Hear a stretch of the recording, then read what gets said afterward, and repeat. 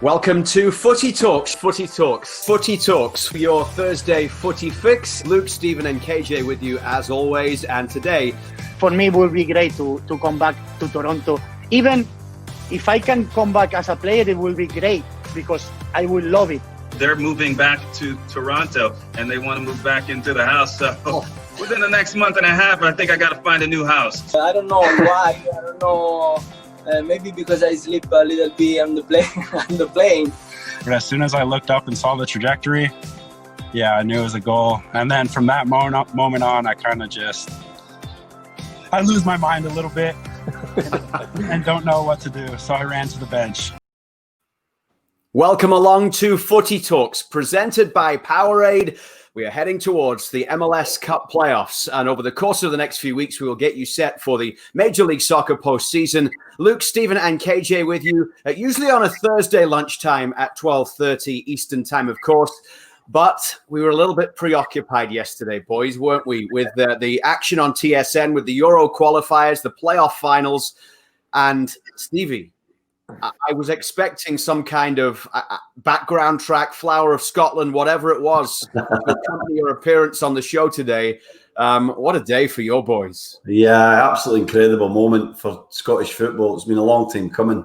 It's been very heavily publicised. It's been 22 years since we made a major tournament. It's going to be 23, but we're going to be there and we're going to be at home. We're going to be playing some games at Hampden and then a massive one at Wembley against the old rivals, the old enemy in England. So, it couldn't be any better, could it, KJ? The whole story, the way that it went, the drama, the penalties, the usual Scottish, mishap with the last-minute goal, just getting us going. And it almost always ends in, amazing failure. But this time, we managed to get it done, and credit to every one of the guys that wore that shirt. Yeah, it was a pleasure. Pleasure to sit next to you yesterday and go through those range of emotions I felt for you at some point. And then obviously, as I've said before on this show and to you, Scotland are probably the world champions at spectacular failure. So when they did it again yesterday in the 90th minute, I just looked at you and we're like, here we go again. The inevitable doom just started to surround it. And then, they pulled through it. And, for me, I was just delighted that they won because they deserved to win. That was the other thing. It was like, the Serbian team had so many talented players, Milinkovic, Savic, Tadic, so we can go through it. And Milinkovic, there's so many players that I felt again let themselves down. Maybe Kolarov's presence being injured was a big factor to it, but they crumbled. They crumbled on the night physically and certainly crumbled mentally. And Scotland had everything that they didn't. And at that point, they had unity, they had togetherness, they had belief, they had talent, and they showed it all. And they deserved to win the game. It was a pleasure. And now we get to look forward to what will be, I think, 25 years and 3 days since the last time they met in the Euros, with Gascoigne scoring the goal and the celebration with the dentist chair with the water bottle. So, so be looking forward to the summer, boys. It should be a day that we'll be marking on our calendar pretty quickly. I particularly enjoyed watching SportsCenter last night. They'd had a camera on you throughout the day, Stevie, which you didn't know about. Yeah, they did. They aired reaction after Scotland scored and after the penalty win as well. And I know on Twitter, but they put it out on the TSN Soccer Twitter account, that video as well. And last time I checked, it was over 40,000. It's the most popular thing that we've ever put on the TSN Soccer Twitter account. Just goes to show you what a popular guy Stevie is, I think. Ivan wants to know if you're coming out of retirement for the Euros. No, I've got a perfect back three in McTominay, Gallagher and Tierney. Not needed. Perfect. It's perfect, is it? Perfect. Yeah, well, yeah, pretty much. I'll remind you of that on June, whatever day it is at Wembley. Harry Kane, it'll be okay. I read a tweet today. It was brilliant. It said, Harry Maguire, get ready. Lyndon Dykes is coming to beat you up. Dykes up top for Scotland. What a performance he put in. He is a physical striker. So there will be challenges. Southgate spoke glowingly actually about Scotland and the improvements that they've made and the challenges that they'll bring. So we're heading towards a mouth-watering game. Stevie looks pretty fresh this afternoon, though, I have to say. I was a little concerned, but he looks really good. I did go out last night, guys, as I know you would probably imagine, but I kept it kind of sensible. I was glad that I got kicked at the bar at 11 and there's not any, scope to go to 1 or 2 in the morning. So that was good. But I went to my favourite Scottish bar, the Caledonian, at college in Ossington, and spent some time with my good mates, a couple of Scottish guys, Brian and Stuart, and then we had a couple of Scousers, which almost counts as Scots as well. We kind of bring them into our reckoning, Craig and Paul. So it was a brilliant night with a few whiskies, a few beers. We dissected every bit of the game and enjoyed it. We should say now, by the way, that originally Stevie wasn't going to be able to be on the show this week because he's a very important man with a lot of important things. So he does have to duck out a little later on. We've got a couple of great guests coming your way, including Jeff Agus, who is a longtime MLS player, now administrator, and also Ralph Priso, who really looking forward to talking to Ralph, of course, 18-year-old teenage midfielder who recently made his debut for TFC. But I think we just decided that even 20 minutes or 15 minutes of Stevie is better than no Stevie at all, especially after what happened yesterday with Scotland. But there was a little concern about whether you would be still doing it from, the downstairs basement of some pub or wherever it was that you finally ended the night last night. Yeah, we got some great pictures. The bar that we go to, like I said, is a Scottish bar, and they have this big St Andrew's Saltire on the patio wall, and we got some great pictures against that. And we had fun last night, as I'm sure most of Scotland did. Some of the videos I've seen, Edinburgh, a guy standing on a kind of ledge out his apartment, playing the bagpipes of Flower of Scotland, everyone's singing along from the windows. Amazing. This is what it's about, isn't it? These moments that bring a nation together. We saw it in North Macedonia as well, Hungary with their late win. It's just fantastic all over Europe. There's winners and losers, unfortunately, but the winners really get to enjoy it, and that's what it's about, KG. That's what the greatness of international sport provides. It still has, for me, I look at it a little bit like two train tracks. It still has the gauntlet of all emotions that sport bring, the ups, the downs, the heartache, the thrills. But on the other track, it brings the pride and the collective togetherness that you can duplicate at a club level, and the best teams have done that, and some club teams will do that. But this, for me, was something that you can't. This is when you look at Canada and where we are right now. This is what you hope for them, because they're getting that with the women's team, and they've had those moments with the women's team. And here we are in a week where we've lost Tony Waiters, the great coach, and Godspeed Tony, and thoughts and prayers to his family this week, the coach that took Canada to the only time they've taken them to the World Cup. We can only hope as a nation that they can get close to those feelings pretty soon. And we know 2022 is a possibility. We know 2026 is a realistic chance to have those moments. And that's about culture and developing the game in this country. So, yeah, it's exciting, no question about it. But it's that thing that the international sport can provide tactically, the way the game's played and coached, the race is run. The club game has overtaken it. It's the best game of football in the club game. Tactically, the things are slower developing in the international game. It's never going to catch them up, but they'll never have that in the club game, what you can get when you put that jersey on and you listen to that anthem and you represent your country. And then you have moments like that. It's unique, it's special, it's very powerful. I have to say, I thought about Canada a lot last night, guys. I was very proud to be Scottish, and I always will be. But as you both know, I've had the pleasure of working with the Canadian men's national team, and it means a lot to me to be selected, to be asked by John Herman, and to be involved in it. And incidentally, I got great texts from Simon Eadie, John Herman, and Jason DeVos, all the fellow coaches within the Canadian setup. But it makes you think, when it's us, how special it's going to be for this country. And I really did think about that many times last night. Think, well, it's great being a fan and being a national of that nation, but when you're involved in the setup, there's nothing better, and it's going to be just as great when we get to 2022. You're more than a fan, though, Stevie, and that's why, you pulled on that jersey. You represented that country as well. So that is something that now you've done for Scotland, and you've done for Canada as an assistant coach as well, your new adopted country. Will Dunn asks the question, if Canada ever plays Scotland while you're on the coaching staff for Canada, who are you wanting to win?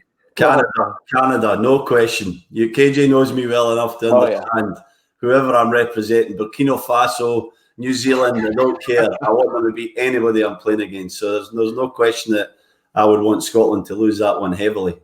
Interesting, we draw the parallels about thinking about Canada and what a moment like we saw for North Macedonia or for Scotland can do for, and you talked about it, Stevie, the lost generation of, or not lost generation, but the kids who have not seen that country in a major tournament. And in Scotland, it used to be a regular thing. It used to be a regular occurrence during the late 80s, the 90s, that you would expect them to be at those tournaments and qualifying. And then, of course, this gap from the 98 World Cup in France all the way to now. But there in Scotland, the game is still in the blood. The game is still being played all over the place. It's still the number one sport. Here it's not, right? Here we hope for that big moment to be able to take soccer to that next stratosphere in terms of getting people who aren't soccer fans involved and getting them into the game. So why is it so important, say, for Scotland, for the growth of the game, even though it is still a huge game in Scotland and is still the number one sport that every little boy or girl growing up there is playing? It's because it allows you to dream bigger, and it allows you to open your eyes and not just think small. You know, maybe I'll make it to being a professional, or maybe I'll play in the SPFL or some form of Scottish football. You start to dream, well, I too can play in a World Cup stage or a European Championships, or I can get 50 caps, 100 caps. Maybe I can beat Kenny Dalglish's record of 102. It just opens everyone's horizons and allows them to think bigger. And when you get to these tournaments as well, I said it yesterday, it's not about the money, of course, when you see the reaction of me and many others. It's about the passion of pulling on that shirt. But the money helps the infrastructure of the generation of talent, really. You know, these schools that were started in Scotland, I mean, great. Gilmore came through it. The Chelsea midfielder has done really well. We have these sports schools, regional schools around that allow them to train every single day and still get their schoolwork in from an early age. So there's more investment that can go into that. So it's just a number of these things that really just help grow the game and give you that vision, isn't it, KJ? It's just that's something to just strive towards. You see these guys celebrating on that park.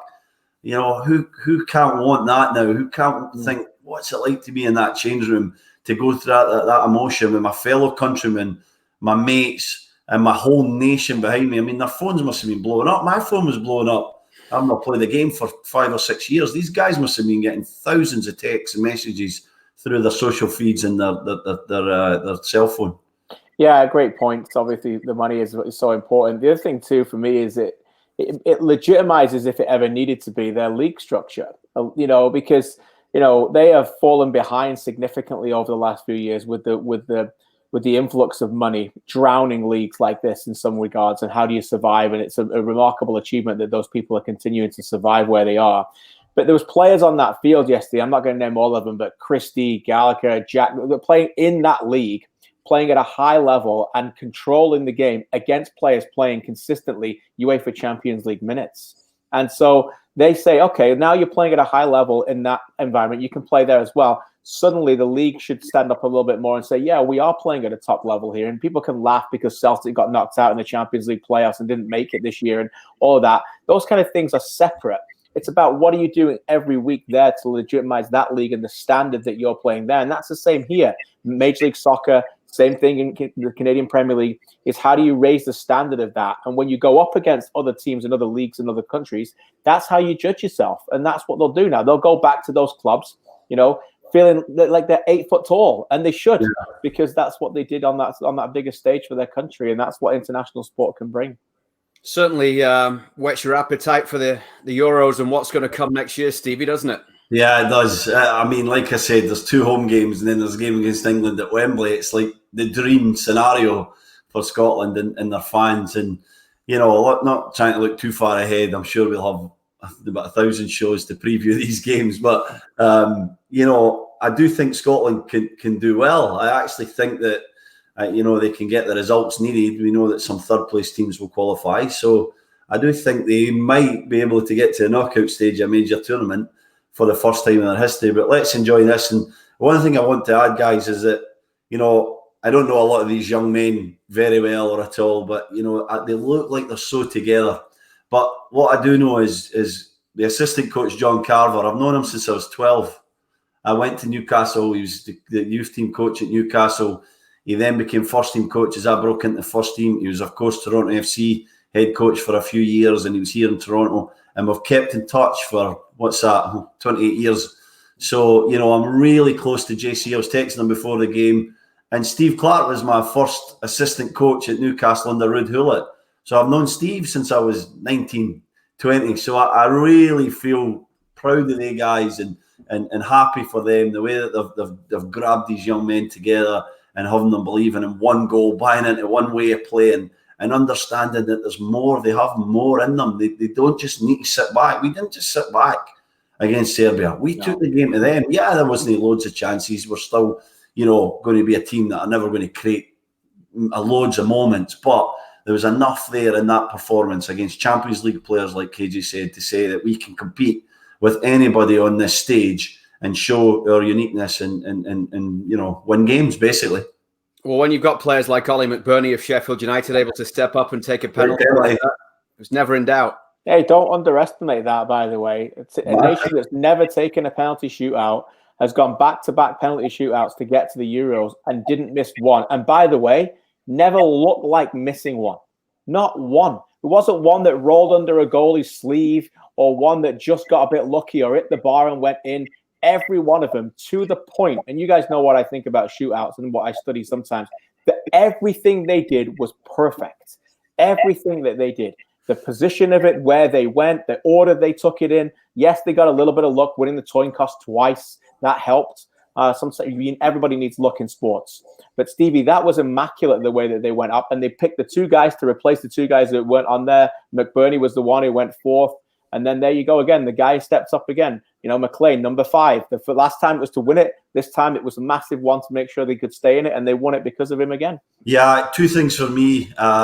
Lee Griffiths taking that first penalty. The issues that he's had through injury, through mental health. He's had these problems, Lee Griffiths. He's not really been involved in the Scotland forward for years and years. Comes on that game as substitute and steps up and takes that first penalty. When you win that toss, as KJ always tells us, how vitally important it is, you must score that first penalty. If you miss that first penalty, all that advantage is gone immediately. You score that first penalty, you're off to the races. What a moment, stepped up, great dead ball striker, put it away.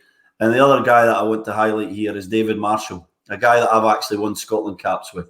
And he's a fella who's been in that setup since, I don't know, I'm going to guess the year, but probably 15 years, 2005, something like that, 2006. And he's been behind McGregor and Craig Gordon, Alan McGregor, Craig Gordon for most of that time. He's had 2 outstanding goalies ahead of him.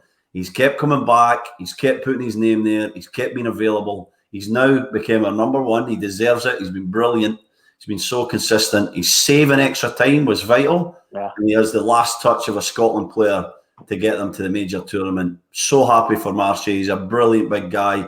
The players were singing his name last night in the hotel. I was almost in tears. It was very emotional because he's so humble. He's just sitting there. He's almost embarrassed that he's the star. He's just that kind of fella. And I really enjoyed that moment for David Marshall. Just waiting for Jeff Agus to arrive. We'll be with him very soon. No, you've got to run, Stevie, in a few moments' time. But just before you do, MLS Awards, Jim Curtin, MLS Coach of the Year. I need you for some help on this one because KJ, as we saw in the show last week, voted for Oscar Pareja. Hold Jim Curtin wins the Supporters' Shield. You're making it out as if I put Jim Curtin 15th on my ballot. He was 2nd. He likes Jim Curtin. Look, I'm going to stick up for KJ here. He really likes Jim Curtin, and I love his shout. Just not enough. Just not enough in the pot, first. Look, it's a hard one because when you think about the jobs that they both did, and Jim's had the consistency a few years to build that up, and he got my vote. I think he's been brilliant. But you could argue, and I'm going to stick up for KJ, that the distance that Orlando team has come in this year under Oscar Pareja is far greater than the distance that Jim Curtin's took Philadelphia Union. So when you assess it as Coach of the Year, Pareja is a really great shout. He has changed the mindset of an entire franchise, a losing franchise that had nothing going for it, into a attractive team, a team that played great football with some genuine superstars, guys that can change games, and a game plan and a way of playing. Success. Playoffs is going to be harder for them. It's their first time. I think they might get a bit unstuck there, but what a job he's done. But you voted for Curtin. Drop the mic. Because I love Jim. There you go. I like Jim better than Oscar. There's a 1 o'clock Eastern Time conference call for Stevie with Steve Clarke and John Carver as they discuss how they're going to dismantle England at Wembley next June. So enjoy it, Stevie. Thanks, guys. Sorry I'm leaving. Have a great show without me. Great job, mate. We will. Still waiting for our first guest, Jeff Agus, to join us from Major League Soccer. Also to come a little later on in the show, it's Ralph Priso from Toronto FC. I know you're not a huge fan of individual awards, KJ, and I don't always vote for them either. It depends. I need to feel that I've seen enough of all the different players throughout the regular season. I think from a TFC perspective, from Alejandro Pozuelo's perspective, he's probably the favorite for the MLS MVP race here. But there are some decent shouts as well from the other players that were nominated, including the player that got my vote for goalkeeper of the year, Andre Blake, who isn't too far away from that MVP conversation, except for the fact that nobody ever gets, gives a goalkeeper an MVP award. No, and maybe that's, again, the fact that he's been nominated suggests just how good he's been, because obviously he's going to get his own award. We expect him to get Goalkeeper of the Year award. He's been obviously shortlisted as being one of the top 5 vote getters for MLS. That's how this works. So we expect him to win that. I, like you, don't think he will win MVP, but it's a tremendous credit to him. I'll say this about goalkeepers, and a very underrated storyline for me is that, you need, it's not a common, it's not rocket science. It's obvious, but there's very few teams ever in MLS that perform well in the playoffs without a good goalkeeper. And they've struggled as well, by the way, Philadelphia with Blake. Blake came on as a big number 1 draft pick and a big prospect, had a couple of down years. They stuck with him. He's worked on his athleticism a bit better. And goalkeepers obviously take some time to mature at that level as well. He's been absolutely tremendous. And so, he deserves his shout. As for the other ones, I, like you, voted for Pozuelo. I expect him to win it as well. I do think that this feels a little bit like not quite the overwhelming majority of the United States media talking about Giovinco in 2015, because I think we have to be honest here. We are here in Canada, and there's a bit of a bias is a strong word, but I do think there's a lot more people focusing on the US teams, and it's hard for Canadian teams to have an MLS MVP. I really believe that. But speaking to people across the league, MLS media members who watched it very, very closely, and even more importantly, even head coaches who, when they plan to play against Toronto FC, the admiration and respect they have for Alejandro Pozuelo is off the charts. And so for me, I think that will help him win it. The stats say everything about, whatever you say about the awarding of assists in the league. The 19 goal contributions is important. But I also think there's so much more. As I've said so many times, the true measure of greatness is what you do with the teammates around you and how he makes teammates around you. We wouldn't be having a conversation about Richie Larea's tremendous season if it wasn't for Pozuelo playing in this team for me, because he has elevated the space that Larea can go forward. Not to take anything away from the Canadian. He's done a great job himself. But that's just one example for me of why I think he will win MVP and will be a very worthy winner, Luke. It's Footy Talks Live, presented by Powerade, and still to come, we'll be joined by Toronto FC midfielder Ralph Priso a little later on in the show as we get you set for the MLS Cup playoffs, which start next week. Every game will be live across Canada on TSN. Fascinated now, though, to be joined by someone who knows Major League Soccer inside and out, has done so for 25 years as both a player and now an administrator. The Senior Vice President of Competition at Major League Soccer is Jeff Agus. He was also a player with the league for a long, long time, 5-time MLS Cup winner, one of the players up for the vote for the greatest players of all time, top 25. As he should be in Major League Soccer. We could go through your resume, World Cups, all this sort of stuff. We don't have enough time for everything that you've achieved, Jeff, over the course of 25 years, but appreciate you taking the time to be with us today. Lots that we can get to in terms of your role now as the Senior Vice President of Competition with Major League Soccer. But I just wanted to start with this. We sat at TSN back in February, and people from the league came to visit to talk us through all the plans of what was going to be this grand celebration of 25 years of Major League Soccer. And at that point, no one could ever have expected how this would play out in terms of this 25th year for the league. As someone who has been around from day one to this time now, how have you thought this year has gone in terms of what it could have been and what it has been, and what in a very difficult circumstance you've been able to achieve still with Major League Soccer this year? Yeah, thanks, Luke and Christian, for having me on. It's great to be on with you guys. When we put our business plan together in 2019 for this season, this wasn't part of it. We certainly didn't plan on COVID or the testing or MLS's back tournament. I think in spite of the challenges we faced and really a humanitarian challenge across the board in both of our countries, we've seen it as a really successful endeavor. We've essentially had 3 different competitions. We had we call it pre-COVID games. We had 2 matches prior to the tournament.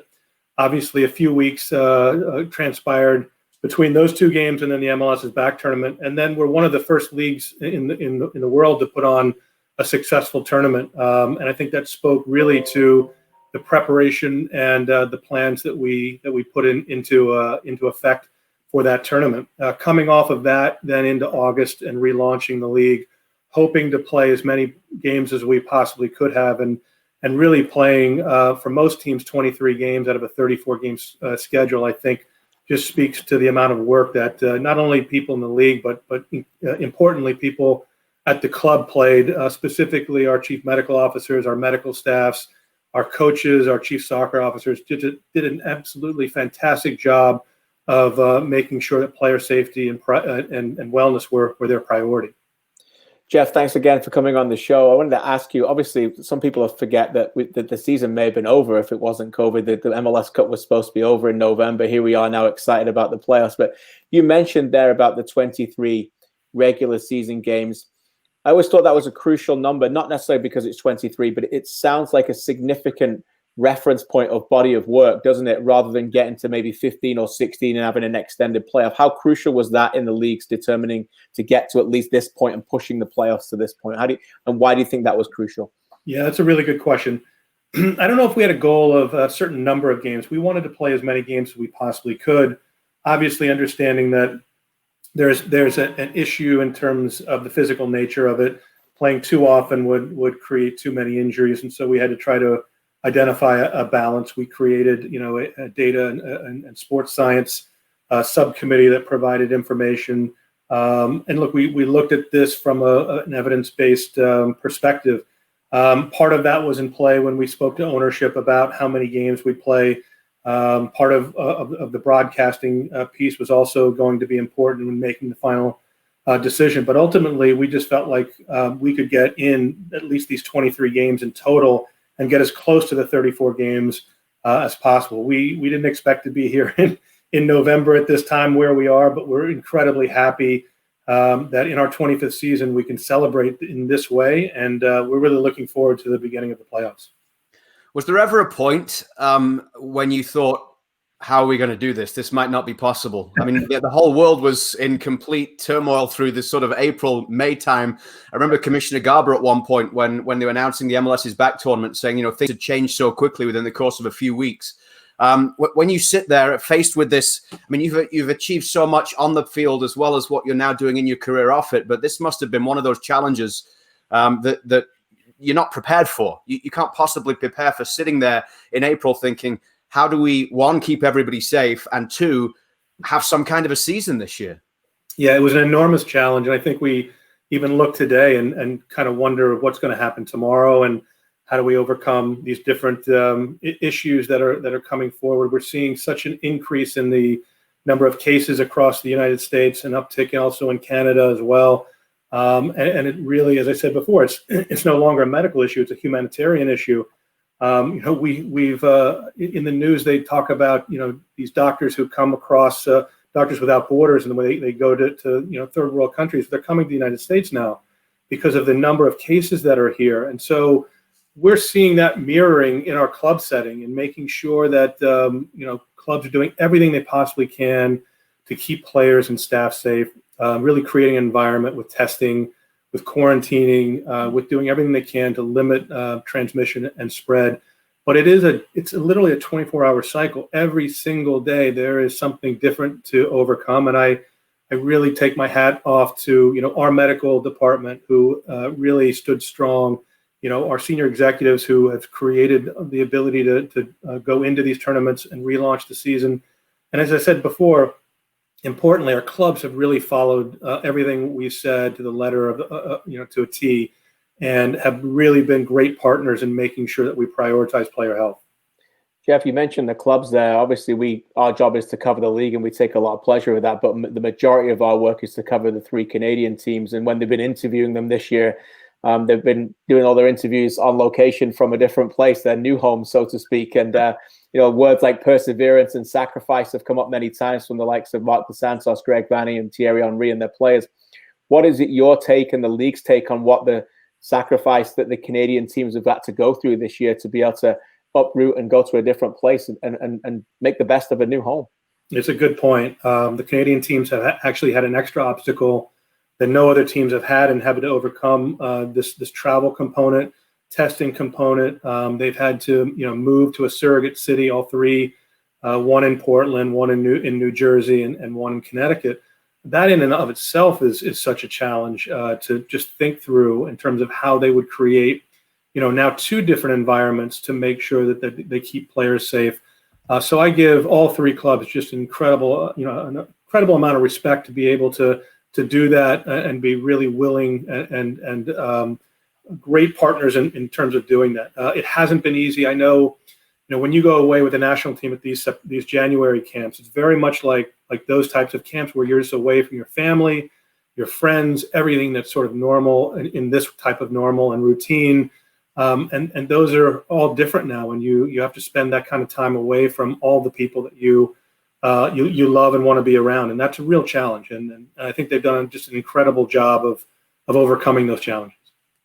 One of the issues in terms of pushing the playoffs back a little bit, and now with the international players being away this week and having to come back in and quarantine afterwards, is that some of the players, big players from some teams, won't be available for the first few days of the playoffs as they kick off. Jim Curtin was saying that, yesterday, I think it was, that he hopes still there's some way for him to get his international players back in and available in time for the first game. Are there still discussions ongoing, or is this just really a case of, although you'd love to have everyone back, you have to do what you think is best in the medical advice in terms of your league being able to pull off these playoffs without any kind of major issues like we saw in terms of the USL final getting cancelled? Yeah, look, ultimately, science and our infectious disease experts will guide us through this, and their position, both on the MLS side, the MLS Players Association side, has been very adamant and very aligned in terms of the amount of quarantine for people coming back and returning and integrating into the first team to try to mitigate spread. And this also, unfortunately, includes players coming back in from international travel. In saying that, while we have this quarantine period, we are still trying to do everything we can to reduce or potentially eliminate it. I don't see it being eliminated, but potentially reducing those number of days. Our goal is to make sure our clubs have the best players that they can put on the field for these playoff games in the safest way possible. And if we can combine those two pieces, I think that's the goal. So we are still having discussions with the infectious disease experts. We're still looking at the science and the data from not only our sport, but the NFL and other major sports, the NHL, try to understand what transmission looks like, to try to understand the infectious time, incubation time, CT thresholds, a lot of different issues that I probably would not be speaking about today had this not happened. So, we become sort of mini experts in the medical piece. And I never thought coming from a playing background, I would have this type of background, but it's really been an interesting challenge. We will try to make every effort we can to have the best players we can on the field for all of our playoffs. Jeff, last one from me. I want to take you a little bit away from the pandemic and talk about your relationship with the referees, because I know how that has just been, I think, a tremendous success story. I know a lot of the headlines are sometimes about the one thing that didn't go right, but there's so many things that you guys get right. And for me, with a lot of other leagues going around the world right now, they're really struggling with VAR and a lot of the controversies. And I think MLS is a true worldwide leader in that. I'd like you maybe to talk a little bit about that with our viewers. And before I do, I just share with them one of my memories of you is we did a playoff game many years ago where there was a massive big storyline in developing the game, a controversial moment, and then one of the head coaches, I think, was still talking to you in the galleyway of the stadium about 90 minutes after the final whistle. So, and I've always had a lot of time for your patience because I've always thought, wow, that man's got a tough job. Come on, KJ. KJ, name the game and the coach. No, I'm not doing that to Jeff because or the coach. But let's just say that Jeff, I'm sure, has taken many calls and many conversations. Were we in Texas? We were in Texas, yes. Okay. Yeah. So Jeff, I mean, I know it's tough just to talk to some of our viewers when there's a big controversy call, even like Nani last week. What's that like? What's that process like, and with the relationship between the league and the teams and pro? Yeah, no, it's really important. It's a really good point. In some ways, my title isn't really head of the competition, medical, and operations departments. It's head of consumer complaints sometimes. So, my Monday and Tuesday are sometimes spent with GMs and coaches, and they look at it in a way which is informational. They want to understand why a decision was made a certain way, and part of it's educational, because the closer we can get this alignment between where the league is, where our clubs are, and where pro is, if we're all sitting within this one framework, we're going to have a much better experience, and I'm going to have a much better experience on a Monday or Tuesday. I will say, though, pro has been one of the best things we've done in terms of the league office. Peter Walton was the first custodian of pro, and he reminds me all the time that the only team that loses every game are the officials. So he's right in a lot of ways. And Howard Webb, who has taken on the general manager position, has done a fantastic job of really serving that role and moving the group forward. We come from in terms of video review itself, we come from a different culture where our fans understand video review. They understand it in hockey. They understand it in football, American football. They understand it in baseball. It's part of what we do, and I think that's probably why it's so more accepted here in Canada and the United States, where it is a little bit harder to accept in Europe or possibly South America. So I think we've got a great advantage there. But I also think we've got a better process, or a good process, and we get to the right decisions almost all of the time. And I think when we look at it, VAR, while it has some warts and bumps along the way, I'd prefer to have VAR there every day of the week and Tuesday than not have it at all. Every time we have a meeting with pro, we meet with them once a week to discuss all of the games and the performances of the officials. We talk about the number of times that VAR really came in and made the right decision. Now, it's not that way all the time, and we want to make sure we improve that piece of it. But VAR has been a real big success, not only for us, but I think how the rest of the world sees us. And I think we've created a lot of leverage. I think we're well respected around the rest of the world because of what we've been able to do with video review. Enjoy your comment there about being head of consumer complaints, because we got a window into what that is like when we were really fortunate to have Howard Webb join us on the panel for our coverage of the 2018 FIFA World Cup here in Canada on TSN. And I'll never forget him coming into the green room on the Sunday morning after a full slate of Major League Soccer games on the Saturday night, ready to do this day of World Cup action with us on TV. And he slumped in the chair and he said, you never believe how many messages or calls I've got on my phone since 10 o'clock last night when all the games finished, with all of these different GMs and managers, coaches lobbying for what happened in those games. Half of those are probably from me too, going, what's going on here? Why are we making this decision? So half of them are from me and half of them are probably from the club. But I'll say Howard's done such an impressive job. He is always in the middle of the storm, and he leans into the storm. He doesn't shy away from it. He's very honest about his opinion. He wants to understand, where the league needs to go, but obviously in terms of the laws of the game, and he walks that very, very fine line. I think he's been one of the big pluses we've had here over the last 4 or 5 years in terms of the video review piece of it, but just our game, holistically. I think he's been such a big advantage. Agreed. Just finally, Jeff, I want to take you back onto your playing days, because we talked about it being the 25th celebration, 25th year celebration of the league, and the greatest 25 players being named. And one of the difficulties I had when going through all of those names, because we're honored to, obviously, as media, get a vote for that and for the MLS end of season awards. I moved over from Canada from England in 2006 at the very start of Toronto FC. So I've got a great knowledge of the league over the last more than a decade, 15 years now. But going back to those early days, the times when you were winning MLS Cups with DC United, the internet doesn't have an awful lot of stuff from back then. So a lot of people will be new fans, especially in Canada right here, to Major League Soccer since those days. Tell us a little bit about, just to finish with, what it was like getting started with Major League Soccer, and also maybe the 5 MLS Cups you won, 2 World Cups you went to as well. Is there one standout moment from your career that you look back on and say that was number one? Yeah, I appreciate the question, and I'll say thank God there was no social media or very good video in my day. It would have probably put me down lower on the top 25. But look, I am so fortunate to have been around so many good people and so many good organizations, and I think the success I had is really a mirroring effect of what they've been able to do. DC United was, one of the formidable teams in the early days of the league, and then moving over to San Jose and creating something really special for a number of years, with a number of people. There have been a lot of successes on the field, but I'll say the thing I probably take out of it the most are the relationships, those moments in the locker room, those shared experiences we have with one another that nobody really gets to see or understand. I love the fact that I was able to play at a high level, 2 World Cups, and 5 championships, and a number of finals for CONCACAF, Inter-America, which doesn't exist anymore.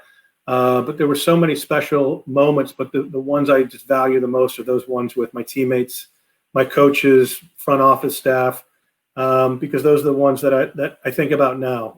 I can always be reminded of the ones on video, and this year I've been reminded of quite a lot, including I think the goal in which I saved MLS, where I allowed Eric Ronaldo to go through my legs and score a goal at the end of the first game. So I see that as a really just a holistic part of getting the league going. But we had a lot of people who did that. It wasn't obviously just myself. There were a lot of people who came back and paid their dues and really moved this league into a place where you see today, which is unrecognizable from where we were, in 1996. And while we've had to deal with these challenges in 2020, we should also look back and be really proud of where we've been and what we've been able to accomplish. Yeah, and I think it's really important when this league continues to grow that the spotlight is shone on things that happened in the first 25 years, and the league has done a great job of trying to do that over the course of the last 12 months or so, as they've been highlighting this 25th year celebration. So do you turn up at Audi Field now and think, wow, this isn't quite RFK? There are no raccoons. It's not. Where's the rats? There's a lot of history at RFK that I miss. It was bittersweet when they moved, but it's such a better place for them to play. I do it from time to time, see a rat or a raccoon, and it was part of the deal. I love playing at RFK because of the sound and the fans and what it meant and the history that's there. But it's up to DC now to create that history and that effect at one of the best stadiums that we have in the league at Audi Field, and I'm sure they'll be doing that in a few years. Thanks for your time, Jeff. Really appreciate the insight you brought to us today on Footy Talks. Fantastic. Thank you, Jeff. Thanks, guys. I appreciate it. Jeff Agus, MLS legend and Senior Vice President of Competition with the league. And I cannot begin to think about everything that they've had to go through this year in terms of just getting the season up and running. We've heard from people like Ali Curtis, the general manager of TFC, the president, Bill Manning, and Greg Vanney as well from a team perspective. But dealing with the whole league is incredible to piece everything together in this moment. Yeah, no question about it. He's a really impressive guy, Jeff. And the league's in a great hands when you've got people like that running major departments, and there's fires going on every week. And, he's not engulfing the flames and turning them into bonfires. He's putting them out every week in his calm way. And, that's, I think, is really important. It's important that the way that you said there as well, Luke, in terms of not forgetting the roots of the game and the roots of the league. And he was a significant part of the roots of the league. And now here he is, as he gets to say what it's become. And he undoubtedly will say how much better it is now than it was when he played, as he said there. And it's springing and the roots gone. And obviously now here we go with the wonderful trees and the branches going. And it's great to see it. And Jeff's playing a part of that, and it should, because it's important that you recognize what's happened as well, to allow you to go forward to develop your history. It's Footy Talks, presented by Powerade, the MLS Cup Playoffs edition, and thrilled now to be joined by one of Toronto FC's latest signings, Ralph Priso, who made his debut just a couple of weeks ago.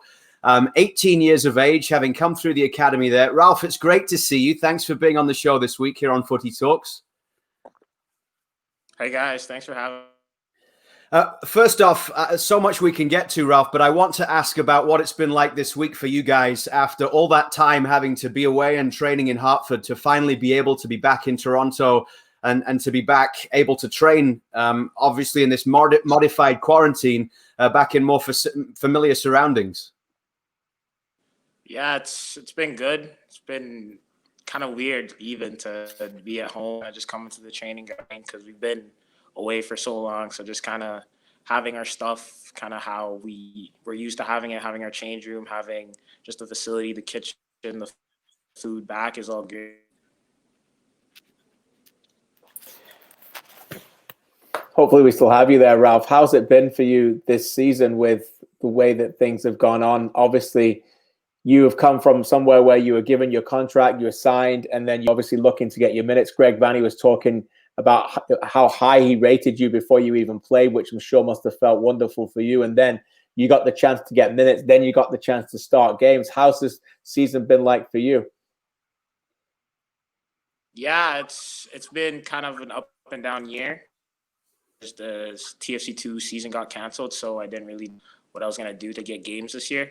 I didn't play before I got in for the Philly game, so I was just training. I was doing pretty well, and then I got the opportunity, and I think I did well. And now it's just a matter of just training well and then fighting for more minutes.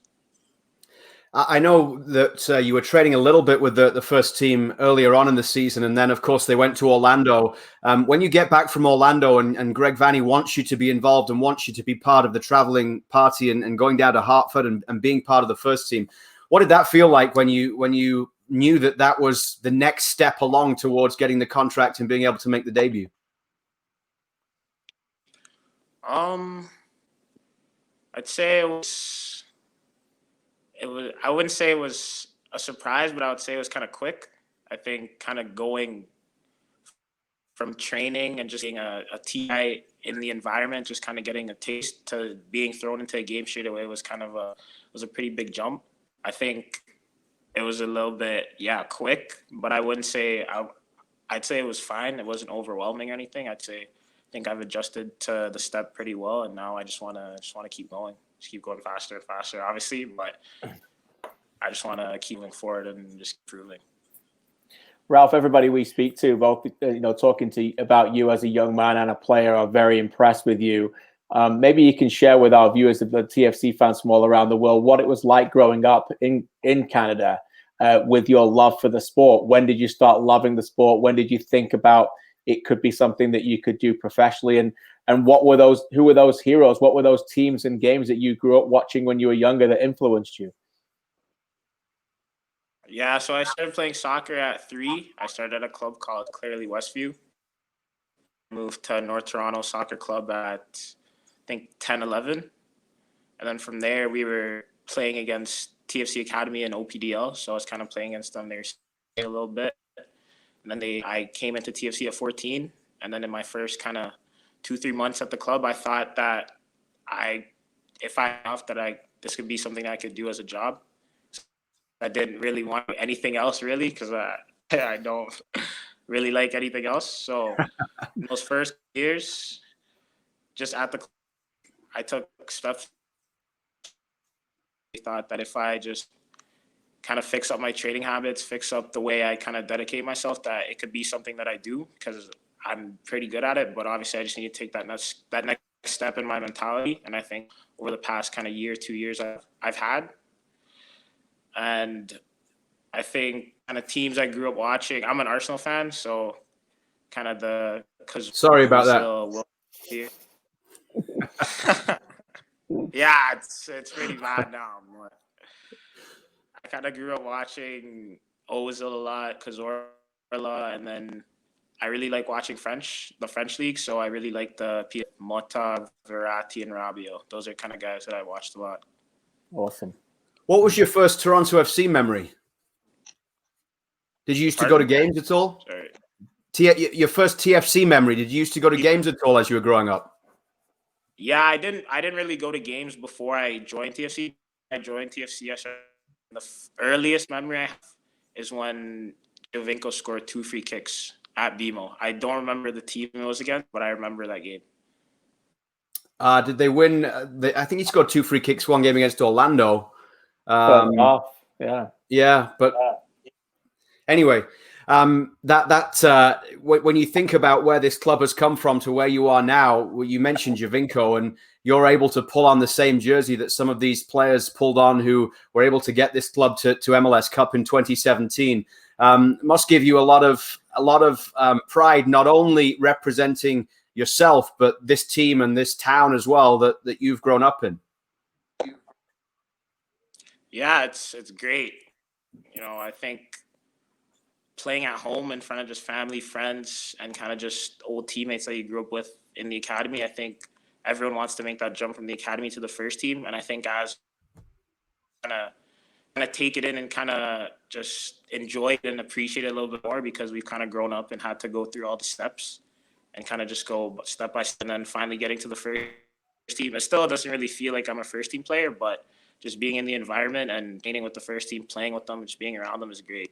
And it's something that you kind of, it's an accumulation of hard work for years. So it's obviously great.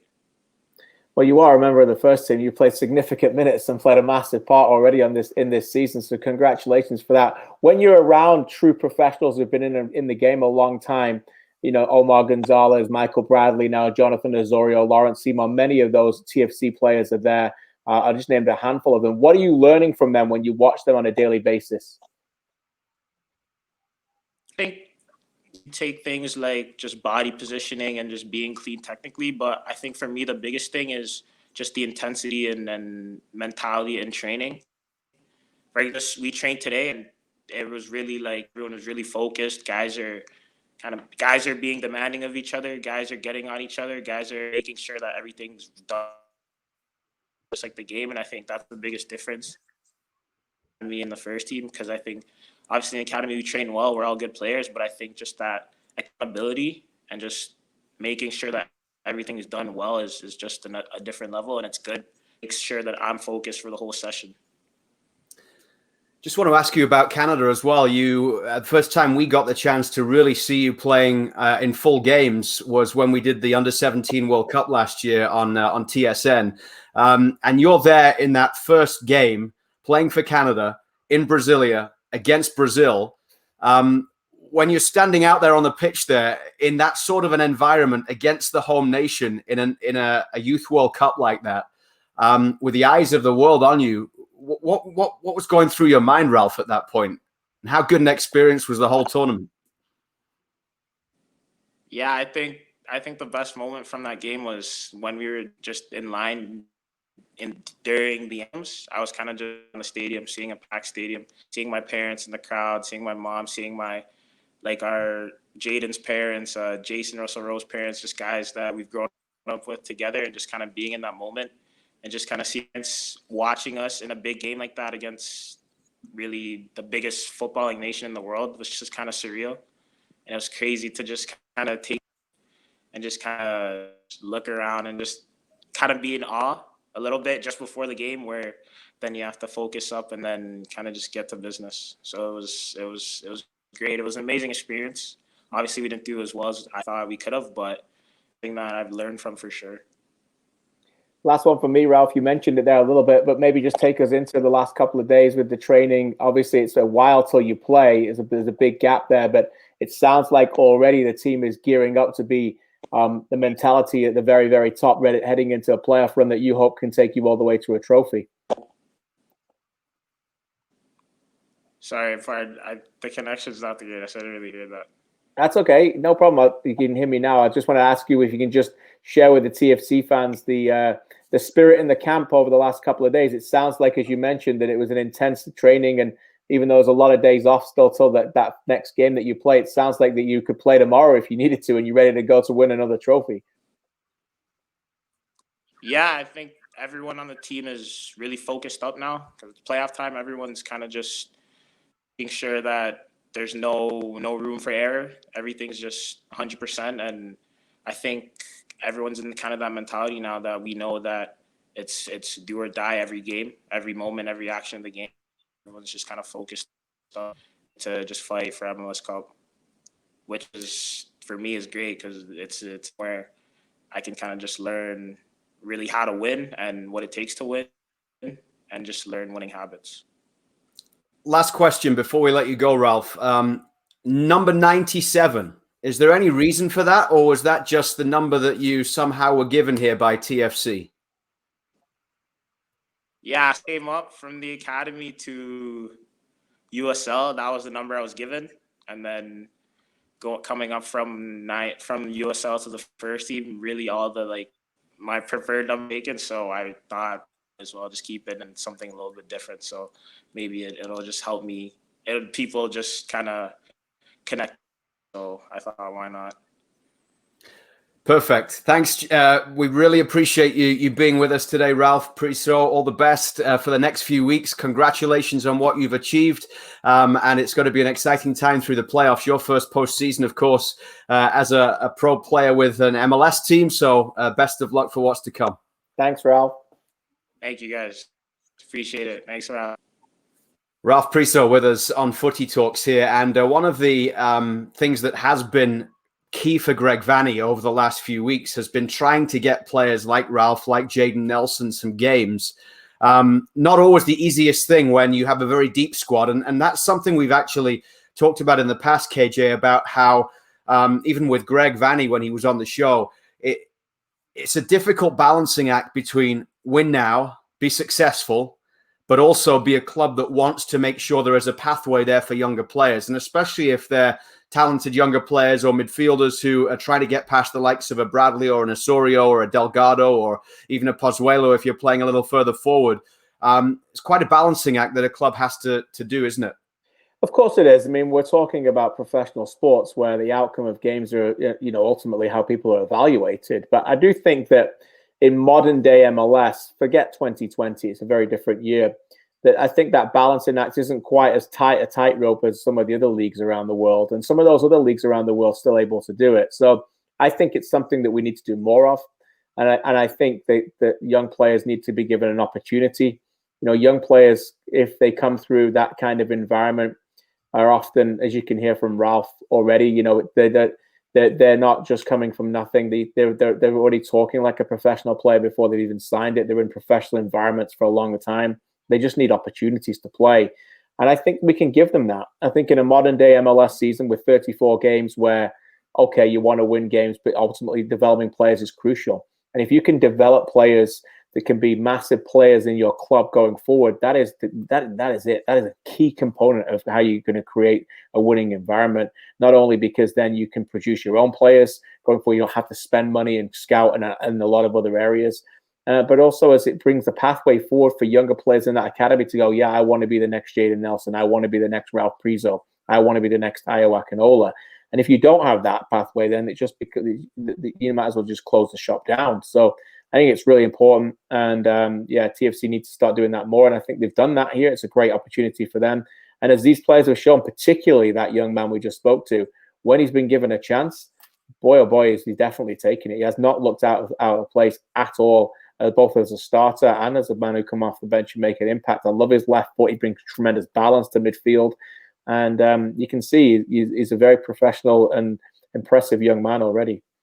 Yeah, I remember when I started in this broadcast business back home in England when I was, 16, 17 years old, and feeling so intimidated in terms of getting sent to go and interview players who were mid-20s or 30s or even managers who were older than that. And it just makes me feel very, very old, the fact that now I'm talking to players who are less than half my age. I know. It's Ralph coming on age 18, but what he's able to achieve and what the other players who've been brought through with the academy into the first team this year have been able to achieve is very positive for TFC moving forward. It's got to be a little while until TFC find out who they'll be playing in the first round of the playoffs, which is going to be the Tuesday night. So a week on Tuesday, TFC play. They'll find out next Friday who it is that they'll be playing, because that's when the play-in round takes place in the MLS Cup playoffs. It's going to be Montreal Impact at New England Revolution. It's Miami and Nashville, the two expansion sides, KJ. TFC cannot face New England Revolution because, they cannot face Miami because they're the lowest seed. They would go if they get through and play against Philadelphia Union. Yeah. So out of the 3 teams that they can face, Nashville, New England, and Montreal, I know Montreal would be the tastiest, of course, but is there one you think that is the best matchup from a TFC perspective in terms of getting through? Wow, that's a really good question. I'd probably say Nashville, because I think if Nashville win that playoff game, that's a real, they'll be on a high anyway. And then I think, for me, they're very difficult to break down. They're defensively very organized. They don't pose a tremendous attacking threat. They are, Gary Smith's got them defending very deep, and they're very organized. The back four has played so many minutes together this season, the most continuity amongst any back four in MLS this season for a reason. That's why you've seen how good they've been. Zimmerman's up for Defender of the Year because of a lot of help around him as well. Lovitz, the former TFC man, has been tremendous as well. Scored a great goal last week. A great goal, yeah, goal in a fantastic thriller of a match in Orlando. So I think probably them, only because New England, as much as they are a familiar team with TFC, and they won't be overawed by anybody. They won't be intimidated by playing anybody. But they've got Carlos Hill back now. They've got Buxa. They've got Bo. They've got game breakers in that team.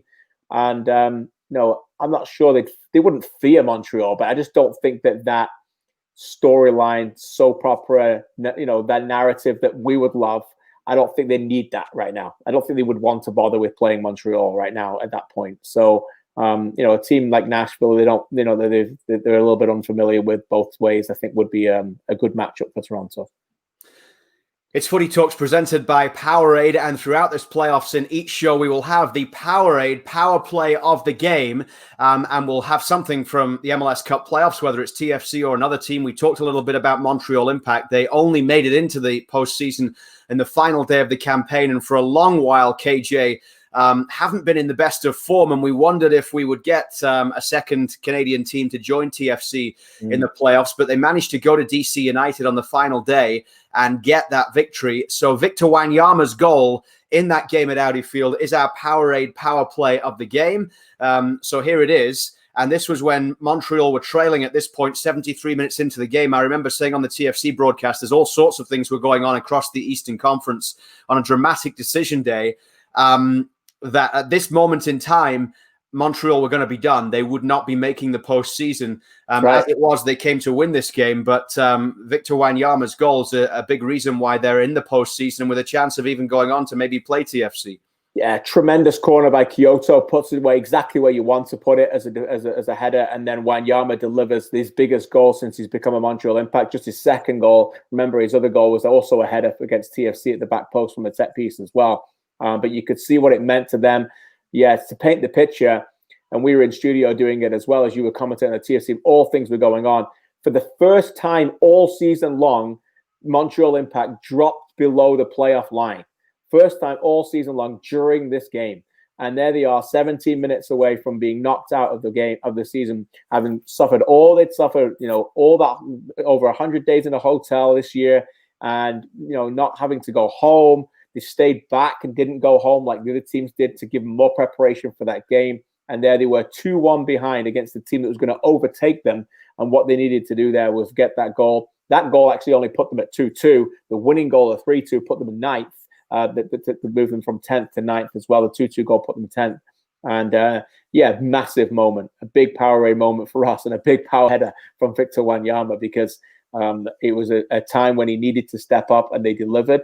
And here we go. We've got a chance for them to go on a run and maybe even play TFC in the playoffs, which would be pretty special. And that's the difference between finishing 9th and 10th. If they'd been in that 10th place, they would not have had the opportunity to face TFC, at least in the first game anyway, on that Tuesday. But Montreal at New England Revolution kicks off the MLS Cup playoffs next Friday. Every game will be live on TSN. Unfortunately, from a Montreal perspective, they won't have Samuel Piette and likely not Victor Wanyama as well, who is away on international duty. Jeff Agus did leave a little window open in terms of what they're trying to do to try and get some of the players back. I don't want to misrepresent the quote, but it did seem as if there are still talks ongoing.